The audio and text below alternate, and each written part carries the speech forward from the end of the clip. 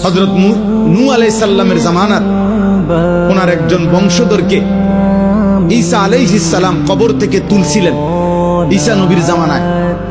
কিতাবের মধ্যে আছে ঈসা নবী তখন নূহ আলাইহিস সালামের বংশধরকে জিজ্ঞেস করছিল, আপনি দুনিয়াতে কতদিন হায়াত পাইছিলেন? তিনি বলছেন 450 বছর। তখন ঈসা আলাইহিস সালাম জিজ্ঞেস করছে, হে নূহ নবীর বংশধর, আপনার চুল দাড়ি সাদা হইছে কোন বছর? 450 বছরের ভিতরে। নূহ আলাইহিস সালামের বংশধর বললেন, হে নবী ঈসা, আল্লাহর কসম 450 বছরে আমার চুল দাড়ি কোনোদিন সাদা হয় নাই। মৃত্যু পর্যন্ত আমার চুল দাড়ি 450 বছর কালোই ছিল।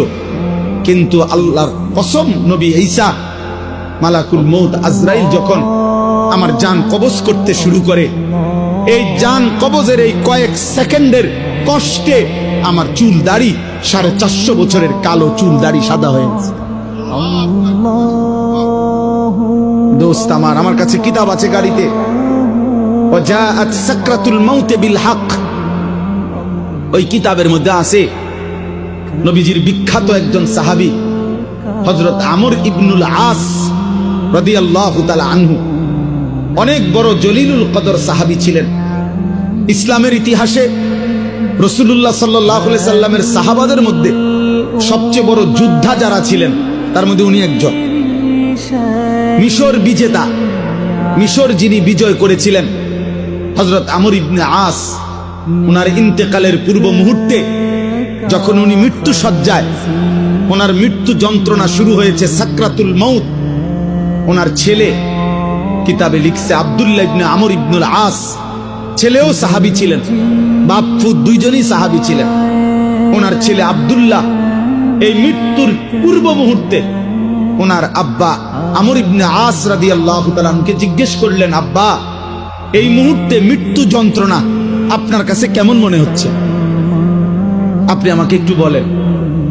কসম আল্লাহর, সাহাবী আমর ইবনে আস বলে, ইয়া বুনাইয়া, হে আমার কলিজার টুকরা সন্তান, কাআন্না জিবালাদ দুনিয়া আলা সাদরি, আমার কাছে মনে হচ্ছে পৃথিবীর সবগুলো পাহাড় আমার বুকের উপরে চাপ দিয়ে রাখছে।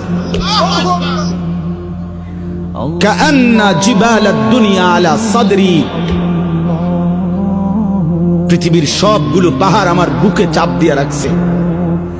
ওয়া কাআন্নী আতানাফাসু মিন সাকবিল ইবরা, আর তিনি বলে, বাপ আমার, সন্তান আমার, আমার মনে হয় আমি যেন সুইয়ের ছিদ্র দিয়া একটু নিঃশ্বাস নিতেছি। দোস্ত আমার, নবীর 60 বছরের সাহাবী যদি বলে দুনিয়ার সব পাহাড় আমার বুকে চাপা দিয়া রাখছে মৃত্যুর মুহূর্তে, 30 বছরের নাফরমান গত 30 বছর ধরে যে সুদ খায়, তার মৃত্যু যন্ত্রণা কি হবে?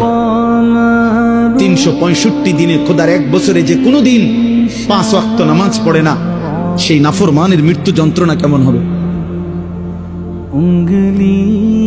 বছরের পর বছর যারা হারাম খায়, হারাম উপার্জন করে, মিথ্যা বলে, হারাম রোজগার করে, বছরের পর বছর যারা বেপর্দা, বছরের পর বছর যারা রাতের পর রাত যুবক, নারী, ছবি, অস্থি দৃশ্য, উলঙ্গ নাচ গান, মোবাইলের অসভ্যতা নিয়ে ব্যস্ত আছো। বাপ, তুমি বাপ যদি মরে যাও, মৃত্যুর মুহূর্তে তোমার যন্ত্রণা কেমন